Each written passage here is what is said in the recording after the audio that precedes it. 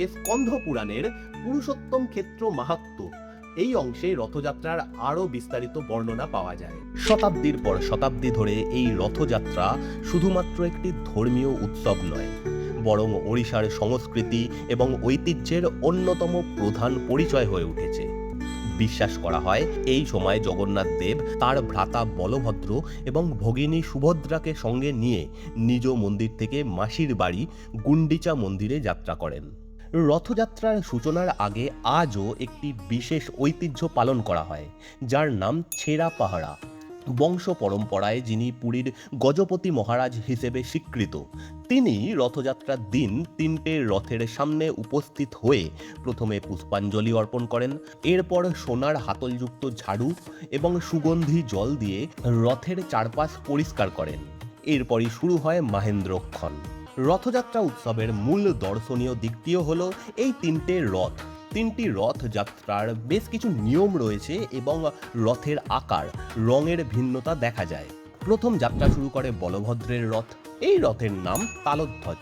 রথটির 14টি চাকা, উচ্চতা 44 ফুট, রথের আবরণের রং নীল। তারপর যাত্রা করে বোন সুভদ্রার রথ। রথের নাম দর্পদলন, উচ্চতা প্রায় 43 ফুট এবং এই রথের মোট 12টি চাকা। রথের আবরণের রং লাল। সর্বশেষে থাকে শ্রীকৃষ্ণ বা জগন্নাথ দেবের রথ। রথটির নাম নন্দীঘোষ। পতাকায় কপিরাজ হনুমানের মূর্তি আঁকা রয়েছে বলে এই রথের আরেকটি নাম কপিধ্বজ। রথটির উচ্চতা 45 ফুট, এতে 16টি চাকা রয়েছে। রথটির আবরণের রং হলুদ।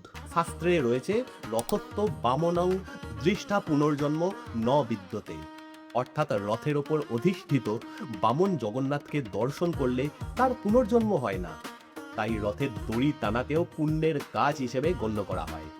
কোনো রকম আধুনিক সরঞ্জাম ছাড়াই রথ নির্মাণ করা হয়।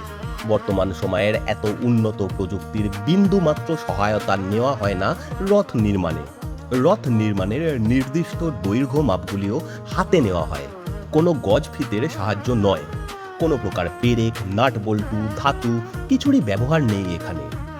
প্রায় 1400 কর্মী রথ নির্মাণ করেন। এখানে কাউকে আলাদা করে নিয়োগ করতে হয় না, কারণ সেই আদিকাল থেকে বংশ পরম্পরায় যারা রথ তৈরি করে আসছিল তারা আজও রথ তৈরি করে যাচ্ছে। নমস্কার, জয় জগন্নাথ।